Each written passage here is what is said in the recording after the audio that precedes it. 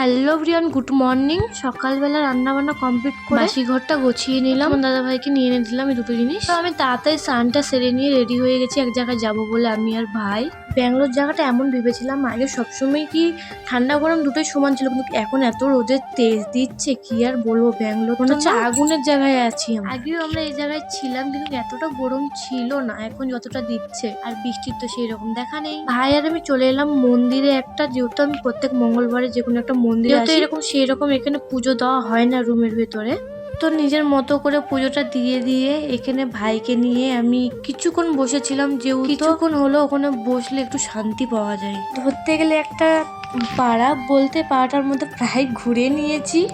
এটা হচ্ছে মন্দিরের চারপাশটা খুব সুন্দর, ওখানে বসতে গেলে মন ভালো হয়। আর এখানে প্রত্যেকের বাড়ি বাড়ি রঙ্গোলি দেওয়াটা আমার খুব পছন্দ। আজকে খাওয়া দাওয়ার মেনু হয়েছিল প্রত্যেকটাই নিরামিষ, খালি রাতটা আমিষ হয়ে যায় কি আর বলবো। দুপুরে তোমার দাদা ভাই একটা এনে দিল বাদাম। ভিডিওটা কেমন লাগলো অবশ্যই জানিয়ে যাও।